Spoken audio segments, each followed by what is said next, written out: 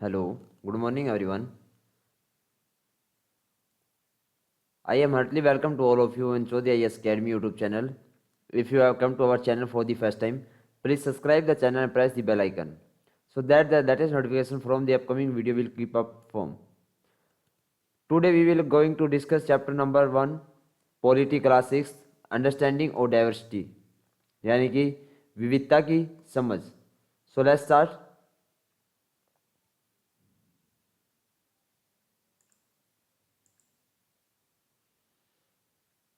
First of all आपको क्या दिया गया है?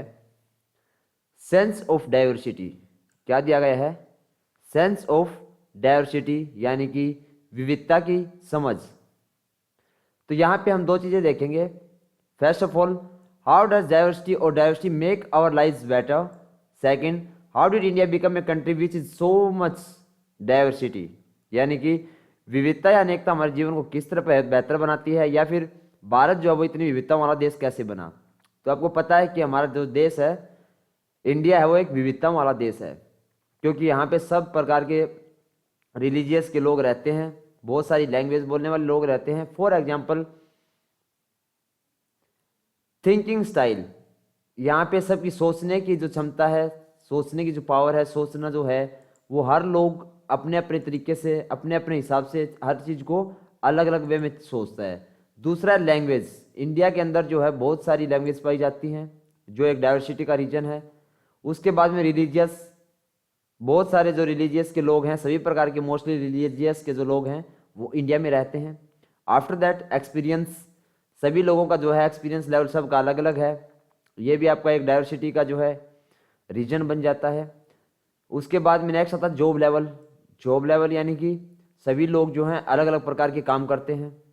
फिर हो गया कल्चर, हमारा इंडिया में सभी प्रकार के लोग पाए जाते हैं, विभिन्न विभिन्न रिलीजियस, विभिन्न विभिन्न लैंग्वेज बोलने वाले. तो different different language, different different religious से जब लोग बिलोंग करते हैं तो कल्चर भी डेफिनेटली अलग अलग स्टेट का, अलग अलग जगह का, अलग अलग लोगों का अलग अलग होगा.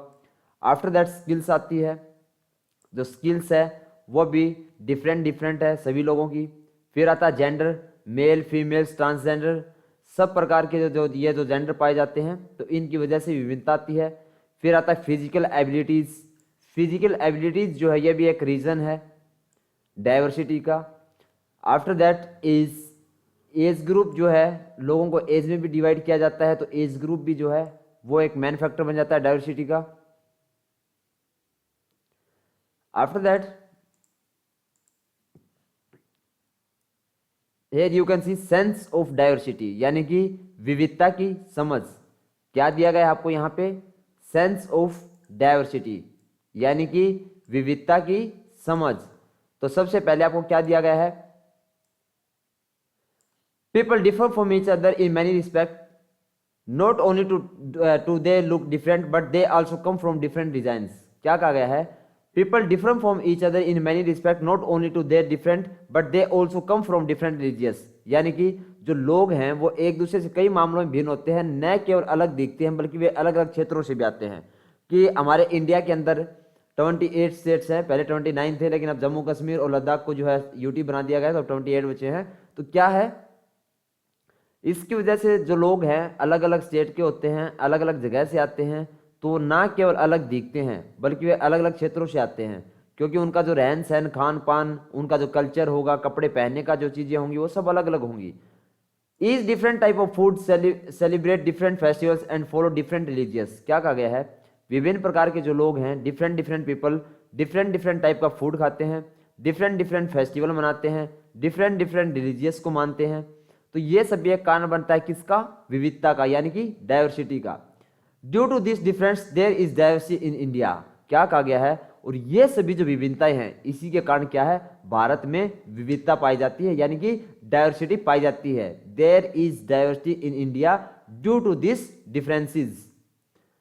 यहां आपको डायग्राम मैप में आप देख पाएंगे कि जैसे कश्मीर के लोग हैं कश्मीरी लैंग्वेज बोलते हैं, यहाँ पे मध्य इंडिया के जो लोग हैं वो हिंदी बोलते हैं, पंजाब के लोग पंजाबी बोलते हैं, राजस्थान के लोग राजस्थानी बोलते हैं, गुजरात के लोग गुजराती बोलते हैं, मराठी बोलते हैं, तो और आंध्र प्रदेश के लोग तेलुगु जैसे बोलते हैं, कर्नाटक के लोग जैसे कन्नड़, कोंकणी, ये सब भाषाएं होंगी, तमिलनाडु में तमिल, ये सब जो चीज़ें हैं ये जो लैंग्वेज है, तो देख लो आप जितने भी स्टेट हैं उनमें सब प्रकार के अलग अलग लैंग्वेज बोली जाती है। इसी प्रकार अलग अलग रहने वालों के लोगों को खाना पीना, उनकी लैंग्वेज या फिर उनका कल्चर या उनके फेस्टिवल्स या फिर अलग अलग रिलीजियस में आने वाले लोगों के जो हैं सब कुछ अपना डिफरेंट डिफरेंट होता है। और यही कारण है कि हमारे due to this differences there is diversity in India, और यही कारण है कि हमारे इंडिया के अंदर विविधता पाई जाती है। आफ्टर दैट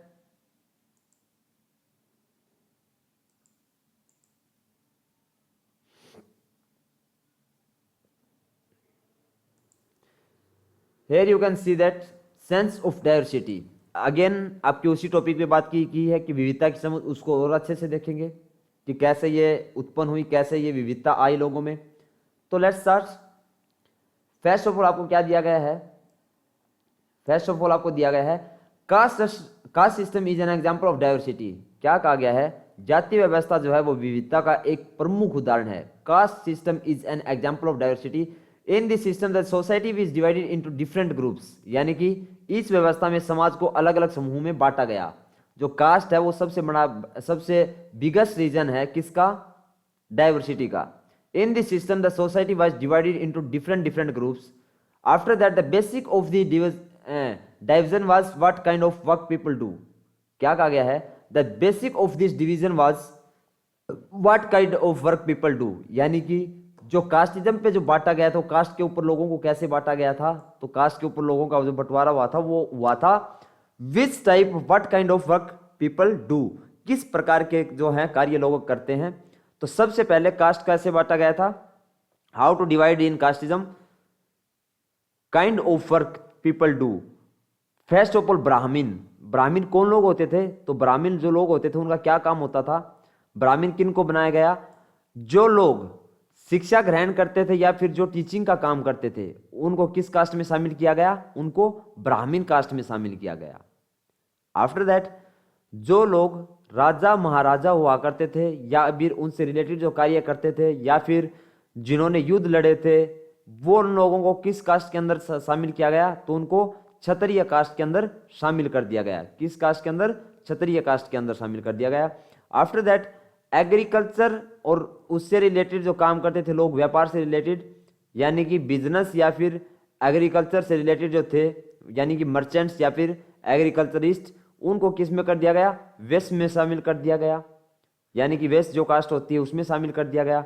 आफ्टर दैट जो शूद्र लोग थे, जो लेबर का काम करते थे, नीची कास्ट के लोग जो लेबर में आते थे, जो सामान ढोने का ये वो सब चीजें करने का कार्य करते थे, उनको किस में शामिल कर दिया गया? उनको शूद्र कास्ट में शामिल कर दिया गया। यानी कि कहने का मतलब क्या है कि कास्ट जो बनी थी वो बनी थी विच बनी थी what kind of work people do. इसी बेस पे लोगों को कास्टिज्म में डिवाइड कर दिया गया था। आफ्टर दैट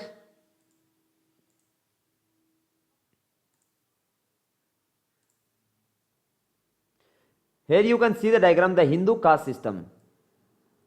आपको यहां पे एक डायग्राम दिखाई दे रहा होगा, इसमें एक पांचवी कास्ट को और शामिल किया गया। वो पांचवी कास्ट कौन सी थी? तो यहां पे नीचे कोने पे आपको एक इंसान दिखाई दे रहा होगा, तो पांचवी कास्ट ये थी हरिजन। और हरिजन इनको किसने बुलाया? Who called Harijan them? तो महात्मा गांधी जी। महात्मा गांधी जी ने इनको हरिजन से नाम से संबोधित किया। तो यहां पे आपको जो ये सीढ़ी दिखाई दे रही है ये है कास्टिज्म की, यानी कि सबसे ऊपर टॉप पे कौन आता है? तो at the top Brahmins. After that next पे आपका कौन आता है? Kshatriya, the warrior class people. After that Vaishya, the business class peoples, and at lower Shudra लोग, the lowest class of farmer, those who serve the other classes, and at the end Harijans. Last में किसको रखा गया? हरिजन लोगों को रखा गया। सेंस ऑफ डाइवर्सिटी यानी कि विविधता की समझ, उसी से रिलेटेड फिर ये डिस्कस करेंगे हम। तो people could not change the caste they were born into. क्या कहा गया है? जो लोग जिस जाति में पैदा होते थे उसे बदल नहीं सकते थे। People could not change the caste they were born into. For example, उदाहरण के लिए हम लेंगे, if you were born in potter house then your caste would be a porter and you could not become you just that. क्या कहा गया है? For example, if you were born in a potter house then you caste would be a potter and you could become just that. यानी कि अगर तुम कुम्हार के घर में पैदा हो गए तो आपकी जाति जो है कुम्हार ही होती थी, आप बस वहीं बन सकते थे और कोई भी कास्ट आप नहीं चूज कर सकते थे। You could become just that, यानी कि सिर्फ आप वहीं जाति, वहीं आपकी जात होती थी जिसमें आप पैदा हो चुके हैं। You were born. After that a person could not even change his profession related to caste, so it was not considered necessary to acquire any knowledge other than that knowledge। क्या कहा गया है? A person could not even change his profession related to caste, so it was not considered necessary to acquire any knowledge other than that knowledge। यानी कि कोई व्यक्ति भी था जो जाति से जुड़ा है, उसी को उसी प्रकार का पेशा करना जरूरी था, वो अपने उस पेशे को नहीं चेंज कर सकता था। इसके अलावा उसको किसी भी ज्ञान को देना जरूरी नहीं समझा जाता था। मान लो कोई ब्राह्मण है तो ब्राह्मण उसको जो है युद्ध के बारे में या फिर उसको फार्मिंग कैसे होगी, ये सब चीज़ें उनको नहीं सीख सकते थे क्योंकि उनको नेसेसरी नहीं माना जाता था, क्योंकि ये तो ब्राह्मण है, इसका काम क्या है? पढ़ना और लोगों को शिक्षा देना। लेकिन युद्ध में जाके क्या करेगा, या फिर युद्ध की जो चीज़ें होती हैं वो सीख के क्या करेगा? जो गुरु होते हैं युद्ध के, तो सीख के क्या करेगा? तो to acquire any knowledge other than that knowledge is not necessary. After that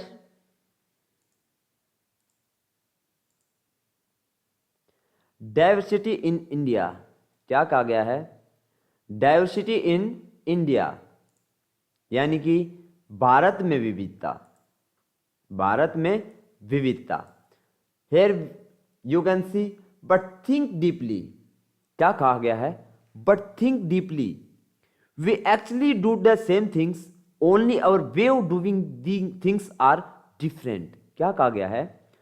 think deeply, we actually do the same things, only our way of doing things are different. अगर हम इस बात पे चिंतन करें और सोचें कि हम सभी लोग जो हैं वास्तव में एक ही तरह की चीजें करते हैं, लेकिन हमारे करने के जो तरीके जो हैं, जो वेज जो हैं, वो डिफरेंट हैं सभी के। तो यहां पे आप डायग्राम में देखेंगे आपको 4 लोग यहां पे खड़े दिखाई देंगे। ऊपर लिखा मेरा भारत महान, यानी कि सभी इंडियंस हैं। अब यहां पे एक टी स्टॉल है, ओके, यहां पे आपको टी स्टॉल दिखाई दे रही है। अब यहां पे देखेंगे ये चारों लोग जो हैं चाय पी रहे हैं। क्या कर रहे हैं? चाय पी रहे हैं। लेकिन हो सकता है काम क्या कर रहे हैं? चाय पी रहे हैं, चारों के चारों एक ही जगह से चाय पी रहे हैं। लेकिन हो सकता है अगर इनका रिलीजियस अलग हो तो कोई प्याली में चाय पिएगा, कोई कप में पिएगा, कोई मिट्टी के स्कोरे में चाय पिएगा, क्योंकि सबकी जो करने के जो वे हैं वो सबके जो क्या है? डिफरेंट हैं। जो काम करते हैं वो करते सेम ही हैं, लेकिन उनके करने के जो तरीके हैं, way of doing things are different, वो उनके अलग हैं। After that diversity in India, again उसी चीज पे हम बातचीत करेंगे। क्या कहा गया है? चलिए देखते हैं। तो यहां पे फिर बात आती है about 200 years ago, even when rail, aeroplanes, buses and car were not part of our lives, people used to travel from our part one to the world to another। क्या कहा गया है आपको यहां पे? about 200 years ago, even when rail, aeroplanes, buses and cars were not part of our lives, people used to travel from one part of the world to the another। यानी कि आज से 200-300 साल पहले की या 100-200 साल पहले की भी अगर हम बात करें, तब भी लोग जो है रेल के द्वारा, हवाई जहाज के द्वारा, बस के द्वारा और कार के द्वारा क्या करते थे? संसार के एक जगह से दूसरे जगह पर ट्रेवल करते थे। People use to travel from one part of the world to another. जो लोग हैं वो एक स्थान से उस टाइम में भी दूसरे स्थान पे जाया करते थे, लेकिन उस टाइम में कार, हवाई जहाज, ये सब चीजें, बसेज ये तो नहीं हुआ करती थी। तो किस पे जाते थे? ऊंट पे जाना, घोड़े पे जाते थे या फिर पैदल जाते थे, लेकिन यात्रा जरूर करते थे। उस टाइम में यात्रा करने की या फिर ट्रैवल करने का जो रीजन रहता है वो क्या रहता है? For business. किस लिए जाते थे? व्यापारी लोग जाते थे बिजनेस करने के लिए, और जो फार्मर होते थे वो क्या करते थे, in search of new land for farming and settling, यानी कि खेती करने वाले जो जमींदार लोग थे वो या तो खेती के लिए जमीन ढूंढने के लिए जाते थे या फिर बसने के लिए कोई जगह ढूंढने के लिए जाते थे, तो इसीलिए वो क्या करते थे, ट्रेवल करते थे। After that due to drought and famine, क्या कहा गया है, due to drought and famine, यानी कि सूखे और अकाल के कारण भी, किसके कारण, सूखे और अकाल के कारण भी जो लोग हैं वो क्या करते थे, ट्रैवल करते थे। आपको सुनने को आता है राजस्थान में भी बहुत ज्यादा जो है सूखा पड़ता है, अकाल पड़ता है वहां पे, तो due to drought and famine के द्वारा भी, यही इसी रीजन के द्वारा भी लोग ट्रैवल करते थे। लुकिंग फॉर वर्क, क्या कहा गया है, लुकिंग फॉर वर्क, यानी कि काम की तलाश के लिए भी जो है लोग ट्रैवल करते थे। आफ्टर द लास्ट वॉर, यानी कि युद्ध के टाइम पे भी, जब युद्ध होता था तो भी जो लोग हैं वो ट्रैवल करते थे, बिकॉज ऑफ जब युद्ध होता है तो या तो किसी जगह पे जहां पे ज्यादा संभावना होती है कि कैजुअलिटीज हो सकती हैं तो वहां से एरिया को खाली करवा लिया जाता है, या फिर आर्मी को जो है ट्रैवल करना पड़ता था एक जगह से दूसरी जगह पे जाने के लिए। आफ्टर दैट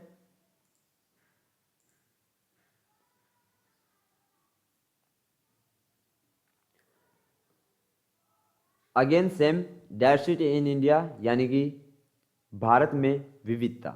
इसका नेक्स्ट टर्न देखते हैं, diversity in India. When people started settling in a new place, there was a slight change in their living. क्या कहा गया है, When people started settling in a new place, there was a slight change in their living, यानी कि जो लोग हैं वो नई जगह में बसना जब शुरू करते थे तो उनके रहन सहन में थोड़ा बहुत डिफरेंस आ जाता था। There was a slight change in their living. After that, something they used to take in the new place and in something they used to keep working on the old pattern. क्या कहा गया है, something they used to take in the new place and in some things they used to keep working on the old pattern, यानी कि कुछ चीजें तो वो नई जगह की अपना लेते थे और कुछ चीजों में वो पुराने सिस्टम पर वे ही चलते रहते थे। जब लोग फॉर एग्जाम्पल अगर कोई बंदा हरियाणा राजस्थान या पंजाब से अगर साउथ में चला जाता है तो वहां पे जाके क्या करेगा, वहां पे लैंग्वेज भी चेंज होगी, वहां पे कल्चर भी चेंज होगा, वहां पे खाना पीना भी चेंज होगा, वहां की वेशभूषा भी आपको अलग मिलेगी। तो क्या करेगा, पंजाब राजस्थान से जो बंदा जाएगा वहां पे जाके थोड़ा बहुत तो वो सीख लेगा, लेकिन थोड़ा बहुत वो पंजाब राजस्थान हरियाणा का जो बंदा होगा वो वहां का कल्चर भी अपना वहां पे रखेगा। तो after that in this way there was a mixture of new and old in their language, food, music, religious, orchestra, यानी कि इसी तरह उनकी भाषा यानी कि लैंग्वेज, फूड यानी कि खाना, म्यूजिक एंड रिलीजियस, और उनका जो गाने हैं, जो धर्म है, जो संगीत है उनका, और रिलीजियस जो उनका धर्म है।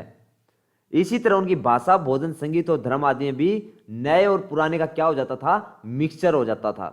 क्या हो जाता था, मिक्सचर हो जाता था, क्योंकि वहां पे जाके थोड़ी चीजें वहां की अपना लेते थे और थोड़ी चीजें अपना जो कल्चर था उसको साथ में लेते थे, तो दोनों जो है मिक्सर बन जाता था। Culture and the culture of the new place would be interchange and gradually mix culture emerge. क्या कहा गया है, culture and the culture of the new place would be interchange and gradually mix culture emerge, यानी कि संस्कृति और नई नई संस्कृति में आदान प्रदान होता रहता था और धीरे धीरे क्या बन जाती थी, एक मिक्सर कल्चर इमर्ज, यानी कि धीरे धीरे एक मिश्रित या फिर मिली जुली संस्कृति जो है वो बन जाती थी। इसके बाद में हम देखेंगे एग्जाम्पल के साथ,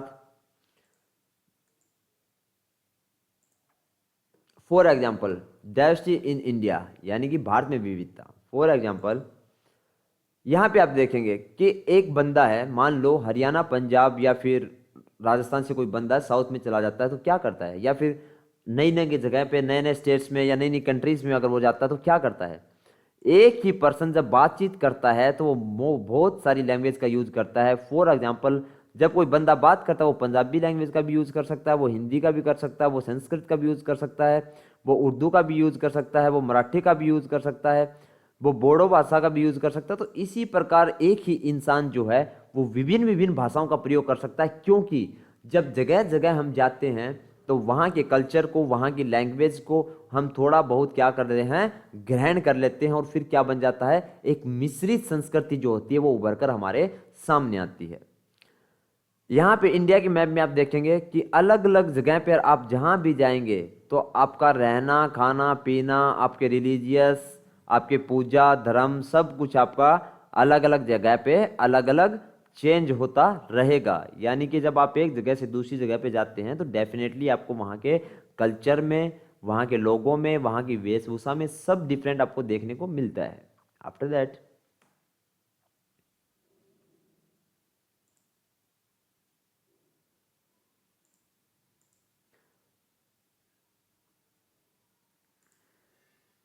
here you can see diversity also arises from different geographical conditions।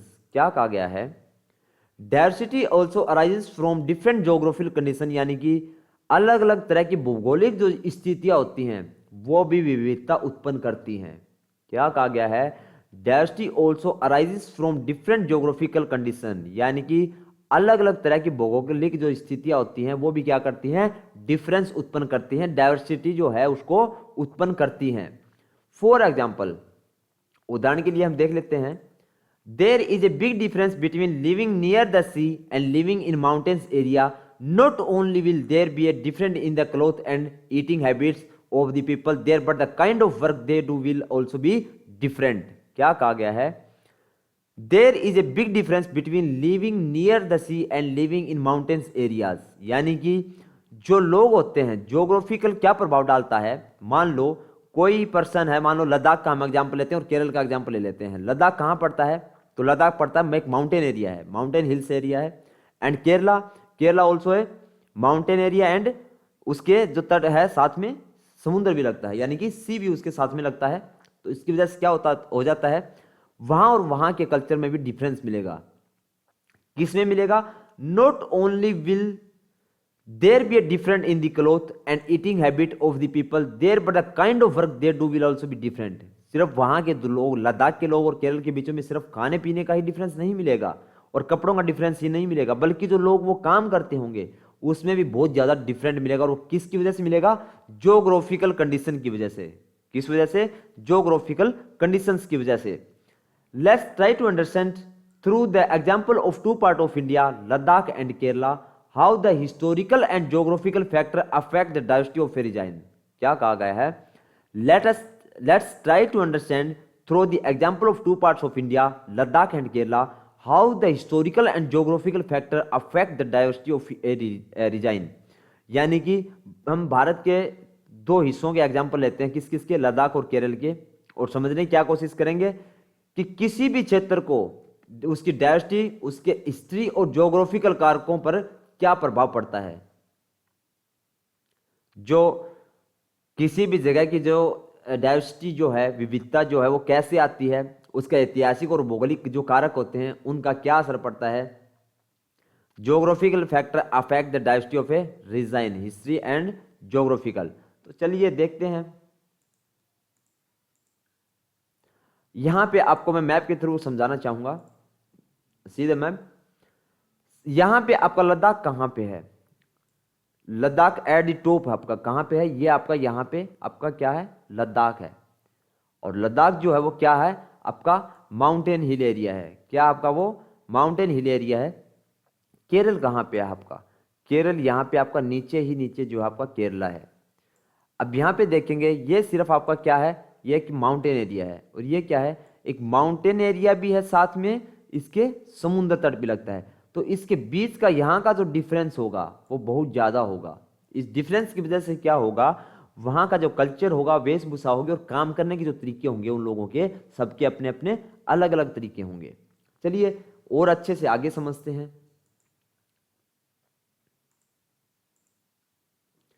चलो लद्दाख के बारे में डिस्कस करते हैं। फर्स्ट ऑफ ऑल लद्दाख के बारे में देखते हैं। तो क्या कहा गया है आपको यहाँ पे? Ladakh is a desert region in the eastern part of Jammu and Kashmir. क्या कहा गया है? Ladakh is a desert region in the eastern part of Jammu and Kashmir, यानी कि लद्दाख जो है जम्मू और कश्मीर के पूर्वी हिस्से में पहाड़ियों में बसा एक रेगिस्तानी इलाका है। Ladakh is a desert region, एक रेगिस्तानी इलाका है। और कहाँ पड़ता है ये? Eastern part of Jammu and Kashmir, Jammu Kashmir के पूर्वी हिस्से में। After that very little farming is possible here as there is absolutely no rain in this area and this area is covered with snow for a long time every year. क्या कहा गया है, यहाँ पर जो है very little farming is possible, वहाँ पे जो फार्मिंग है वो बहुत ही कम मात्रा में कर पाते हैं। As there is absolutely no rain in this area and this area is covered with snow of a long time every year. यानी कि वहाँ पे क्या कारण है कि कम खेती होती है, क्योंकि वहाँ पे बारिश जो है वो बहुत कम होती है। वहाँ का जो लद्दाख का जो क्षेत्र है वो पूरे साल भर क्या करता है, बर्फ से ढका रहता है, covered with snow for a long time every year. तो इस वजह से वहां पे खेती बाड़ी नहीं की जाती। Very few tree grow in this area, people really on melting ice in this summer month for drinking water. क्या कहा गया है, very few trees grow in this area, पेड़ पौधे जो हैं वो बहुत कम उग पाते हैं वहां पे। People really on melting ice in this summer months of for drinking water, यानी कि लोग जो है गर्मी के महीनों में बर्फ के पिघलने का वेट करते हैं ताकि उन्हें पीने का पानी मिल सके। People here raise a special type of goat which gives pashmina wool। क्या कहा गया है, People here raise a special type of goat। क्या कहते हैं, यहाँ के जो लोग हैं वो एक खास किस्म की बकरी को क्या करते हैं, पालते हैं। Which give पश्मीना wool, जिससे उनको क्या मिलती है, पश्मीना नाम की ऊन मिलती है। और उस बकरी का भी क्या नाम होगा, पश्मीना। जो जिस बकरी से पश्मीना ऊन मिलती है उसका नाम क्या होगा, पश्मीना बकरी। आफ्टर दैट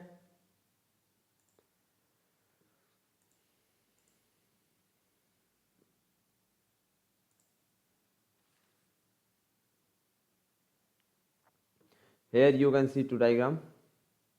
पहले डायग्राम में आपको क्या दिया गया है, पश्मीना जो ऊल है आपको दी गई है, पश्मीना बकरी आपकी देखेंगे, पश्मीना गोट आप यहाँ पे देखेंगे, ये आपकी पश्मीना गोट होगी। इससे जो ऊन मिलती है उससे क्या बनते हैं, सोल बनते हैं, जिनको क्या कहते हैं, पश्मीना सोल। क्या कहते हैं, पश्मीना सोल कहते हैं।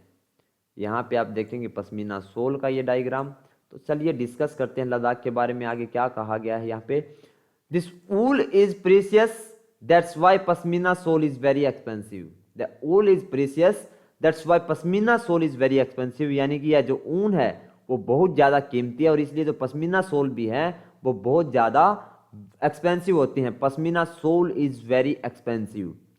The people of Ladakh sell their wool to the traders of Kashmir, pashmina shawls are move in Kashmir, यानी कि लद्दाख के जो लोग हैं ऊन को कश्मीर के व्यापारियों को बेच देते हैं और कश्मीर में पश्मीना सोले जो हैं वो बुनी जाती हैं। Pashmina shawls are woven in Kashmir. After that people here eat products made of milk such as butter and meat. यहाँ के जो लोग हैं लद्दाख के वो ज़्यादातर या तो दूध का सेवन करते हैं या फिर वो बटर का सेवन करते हैं या चीज़ का करते हैं या फिर मीट का करते हैं, ताकि उनको वहाँ पे ठंडा एरिया है तो उनको ज़्यादा गर्मी मिले। मीट सबसे ज़्यादा खाया जाता है बिकॉज वहाँ पे खेती बाड़ी भी कम होती है, क्योंकि वहाँ पे बारिश नामात्र होती है, हमेशा बर्फ़ से ढका रहने वाला एरिया है, तो पेड़ पौधे भी ज़्यादा जो है वो नहीं उग पाते हैं, तो उसकी वजह से वो लोग क्या करते हैं, मीट बहुत ज़्यादा खाते हैं। After that every family has a few cows goats and yaks. क्या कहा गया है, हर एक परिवार के पास कुछ गायें होती हैं, काउज होती हैं, गोट्स होती हैं, बकरियां होती हैं या फिर याक होते हैं। और इनका प्रयोग वो किस में करते हैं, खाने में करते हैं, या फिर जो बकरी है इन सब का दूध, गाय का दूध जो है उनका दूध निकालते हैं पीने के लिए। After that we are going to discuss about Kerala, so let's start.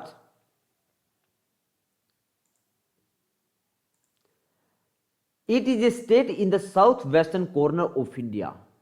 क्या कहा गया है, Kerala is a state in the south western corner of India, यानी कि जो केरल है वो भारत के दक्षिण पश्चिमी कोने में बसा हुआ एक इंडिया का स्टेट है। It is surrounded in one side of the sea and on the other by the hills. और यह जो हमने ने पीछे भी डिस्कस किया था, it is surrounded on one side by the sea and on the other side by the hills, यानी कि एक तरफ ये जो क्षेत्र है केरला, ये एक तरफ से समुद्र से घिरा हुआ और दूसरी तरफ जो है पहाड़ियों से घिरा हुआ एक क्षेत्र है। Variety of spices like black pepper, cloves, cardamom, orchestra आज ग्रोन ऑन दिस हिल्स, यानी कि ये जो पहाड़ी है इसके ऊपर विभिन्न प्रकार के जो है मसाले आपको मिल सकते हैं। वैरायटी ऑफ स्पाइसेस, तो यहाँ पे आपको कौन सी वैरायटी मिलती है, तो आपको यहाँ पे ब्लैक पेपर मिल जाती है, क्लोव्स मिल जाते हैं, कार्डमम मिल जाते हैं, यानी कि आपके यहाँ पे काली मिर्च, लौंग और इलायची, इन सब की यहाँ पे खेती की जाती है। The spices made the region very attractive to traders, यानी कि the spices made the regions very attractive to traders, यानी कि ये सब जो है मसालों के कारण जो है क्या होता है, जो व्यापारी हैं उनको अपनी तरफ केरला जो है अपनी तरफ आकर्षिट करता है।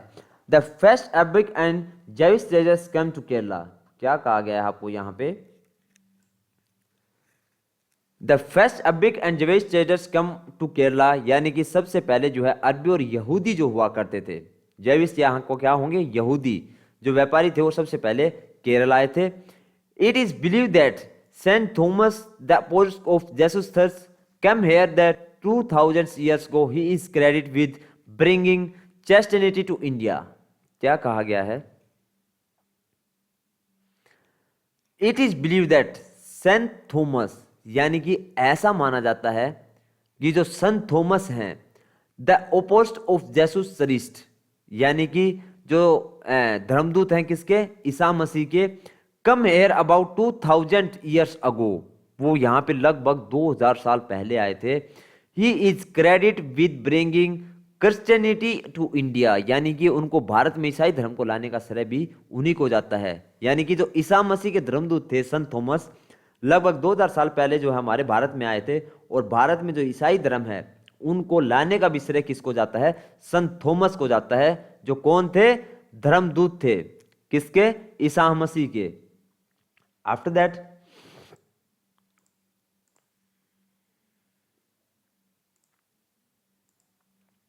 Many traders from Arabia come and settle here, क्या कहा गया है, many traders from Arabia and many traders from Arabia come and settled here, यानी कि अरब से बहुत सारे व्यापारी लोग आए थे और आकर कहां बस गए, केरला के अंदर बस गए।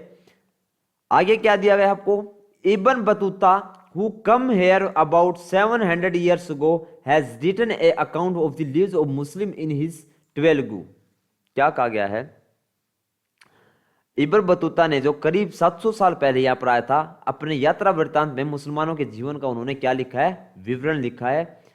Vasco D gamma arrived here in ship of water with the Portuguese, क्या कहा गया है,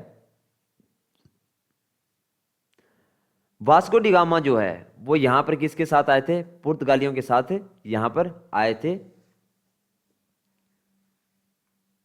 और जो वास्को डी गामा है वो कैसे आए थे यहाँ पे, तो वो समुद्र के रास्ते से हमारे इंडिया के अंदर उन्होंने प्रवेश किया था। आफ्टर दैट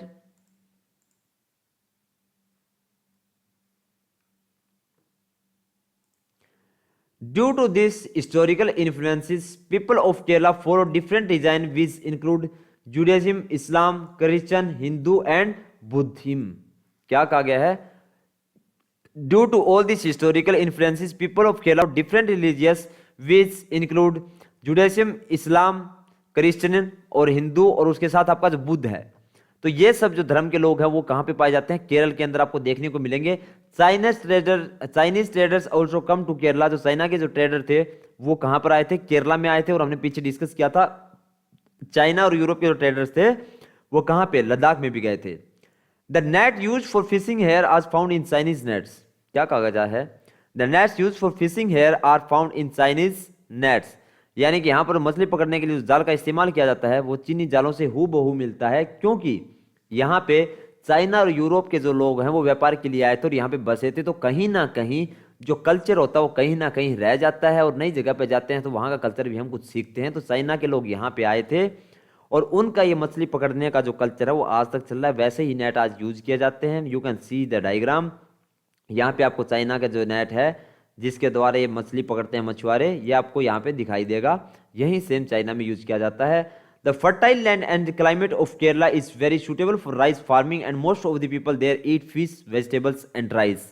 यानी केरल की जो भूमि है वो बहुत ज़्यादा उपजाऊ है और यहाँ की जो जलवायु है वो चावल की खेती के लिए बहुत ही उपयुक्त मानी जाती है, जिसकी वजह से यहाँ पर ज़्यादातर लोग क्या करते हैं, there eat fish, vegetable and rice, यहाँ के लोग मछली खाते हैं, सब्जी खाते हैं और चावल खाते हैं। अगर बात की जाए हमारे मध्य इंडिया की या पूर्वी इंडिया की तो यहाँ पे हम लोग रोटी खाते हैं।